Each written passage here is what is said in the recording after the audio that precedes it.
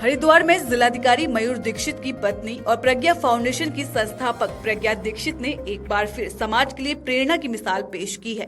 ज्वालापुर के राजकीय कन्या इंटर कॉलेज में पहुंचकर उन्होंने छात्राओं को स्वास्थ्य, स्वच्छता और सैनिटरी वेस्ट प्रबंधन के प्रति जागरूक किया। इस दौरान उन्होंने छात्राओं को सैनिटरी नैपकिन वितरित किए और उसके सही निस्तारण के महत्व पर विस्तार से जानकारी दी। प्रज्ञा दीक्षित ने कहा कि मासिक धर्म से जुड़ी बातें किसी झिझक का विषय नहीं बल्कि जागरूकता का प्रतीक है। उन्होंने छात्राओं से आग्रह किया कि वे स्वयं जागरूक बने और अपने आसपास की अन्य महिलाओं और किशोरियों को भी इसके प्रति जागरूक करें। साथ ही उन्होंने संतुलित आहार, नियमित दिनचर्या और स्वच्छता को स्वस्थ जीवन की सबसे बड़ी पूंजी बताया। प्रज्ञा दीक्षित की यह पहल महिलाओं के स्वास्थ्य और सशक्तिकरण की दिशा में एक सार्थक कदम मानी जा रही है। मैं प्रज्ञा फाउंडेशन के नाम से एक एनजीओ चलाती हूँ। उसमें हम महिलाओं और बच्चों के हित में होने वाले कार्य करते हैं।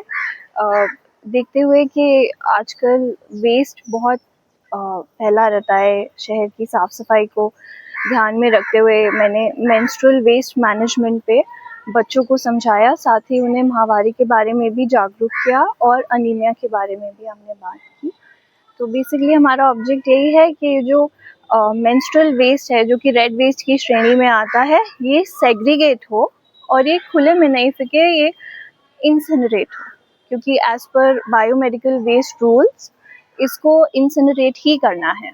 तो उसके लिए सेग्रीगेशन ज़रूरी है। तो बच्चों को हमने कहा कि एक अच्छी हैबिट के तौर पे इनकलकेट करिए आप ये कि घर से ही जो मेंस्ट्रुअल वेस्ट है उसे अलग करिए। बच्चे तो बहुत पॉजिटिव हैं। बच्चे तो नई उनकी उम्र ही ऐसी है कि वो बात करना चाहते हैं, क्यूरियस हैं, दे वांट टू अंडरस्टैंड। तो हमें बार बार बच्चों से इस बारे में बात करनी पड़ेगी और बार बार इसके बारे में बोलना पड़ेगा पब्लिकली, जिससे कि जो टैबूज अटैच्ड हैं मेंस्ट्रुएशन से और जो शर्म अटैच्ड है, ये धीरे धीरे हट जाए। देखिए, मैं तो ये मानती हूँ कि मेंस्ट्रुअल हाइजीन पे तब शर्म हटेगी जब पिता अपनी बेटी को ये समझाने लगे, क्योंकि ऐसा कहते हैं कि माँ बच्चियों की बेस्ट फ्रेंड है, सिर्फ इसी वजह से तो कहते हैं, लेकिन माता पिता हमारी नज़र में तो इक्वल हैं।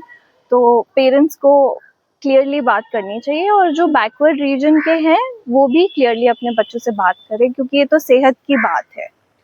डोईवाला क्षेत्र के भानियावाला में स्थित श्री गुरु राम राय पब्लिक स्कूल में सुबह करीब 5:15 बजे भीषण आग लग गई। इस आग में प्रिंसिपल ऑफिस और रिकॉर्ड रूम पूरी तरह जलकर खाक हो गए। इसके अलावा कंप्यूटर सिस्टम और कई महत्वपूर्ण दस्तावेज भी जलकर नष्ट हो गए हैं। सूचना मिलते ही फायर ब्रिगेड की टीम मौके पर पहुंची और कड़ी मशक्कत के बाद आग पर काबू पाया गया। फिलहाल आग लगने के ठोस कारणों का पता नहीं चल पाया है, लेकिन प्रथम दृष्टया शॉर्ट सर्किट को आग लगने की संभावित वजह माना जा रहा है। छात्रों की सुरक्षा को ध्यान में रखते हुए स्कूल प्रशासन ने आज के लिए विद्यालय बंद रखने का निर्णय लिया है। गनीमत रही कि इस घटना में कोई हताहत नहीं हुआ है।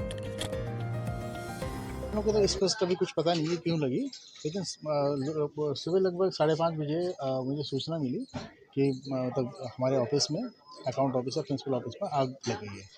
तो तुरंत मैंने उस समय फायर ब्रिगेड को कॉल किया और स्कूल द्वारा पहले भी मतलब जो पड़ोसी थे उनकी सहायता से भी फायर ब्रिगेड को कॉल कर दिया था हमने, और फायर ब्रिगेड तुरंत मौके पे पहुंच गई थी और फायर ब्रिगेड ने पूरी कोशिश करी कि हम आग बुझाने की, और उन्होंने भी मौके पे जितनी हो सकती थी आग उन्होंने बुझा ली।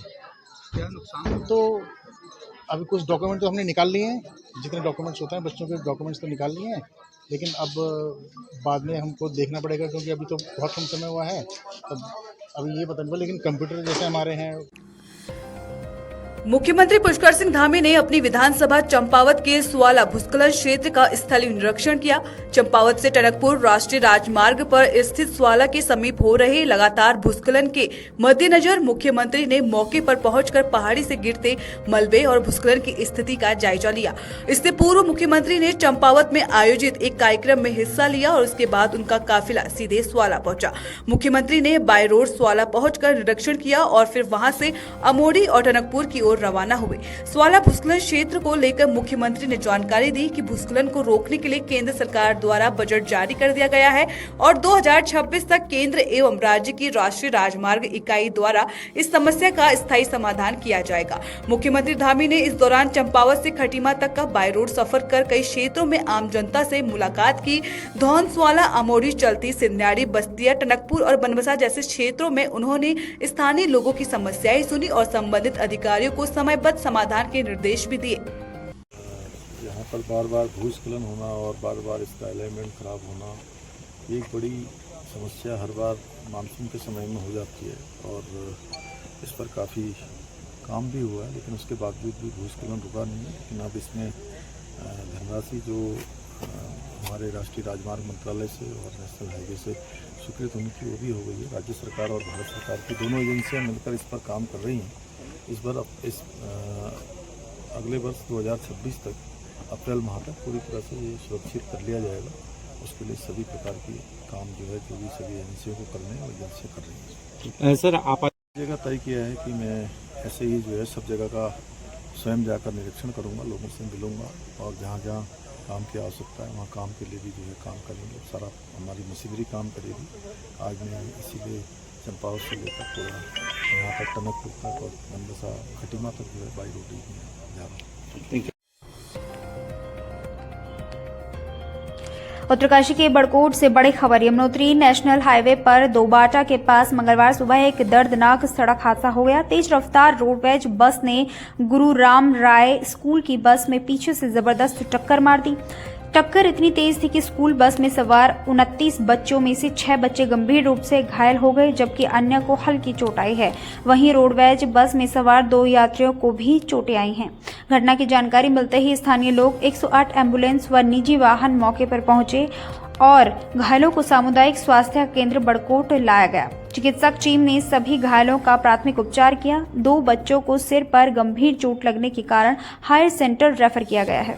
सूचना मिलते ही पुलिस, एसडीएम सहित बच्चों के अभिभावक भी अस्पताल पहुंच गए। अस्पताल में अफरा तफरी का माहौल बन गया था। वहीं चिकित्सक लगातार घायलों के उपचार में जुटे रहे। कैसे हुआ? मेरा नाम भागदास है सर। और मैं बच्चे बैठा रहा था सर ना, साइड पे गाड़ी थी और पीछे से रोडवे वाला है सर, उसने पीछे से इतनी जोरदार टक्कर मार दी कि गाड़ी बहुत देर तक आगे चले गए। अब बहुत ज्यादा चोट आई मेरे कमर में सर। स्कूल की एक गाड़ी बस खड़ी थी दोबाटा के पास और एक रोडवेज की बस आई और उसने पीछे से टक्कर मार दी, जिसमें 6 बच्चे ज़्यादा घायल हैं, बाकी लोगों को बहुत हल्की चोटें आई हैं। अच्छा, रोडवेज में भी जो लोग थे उनमें से कोई चोटिल हुए थे? 2 लोग चोटिल हुए। अच्छा, कोई ऐसा तो नहीं जिनको रेफर किया गया? छोटे बच्चे हैं जिनको सिर में चोट लगी है, घूम चोट है, उनको रिफर किया जा रहा है।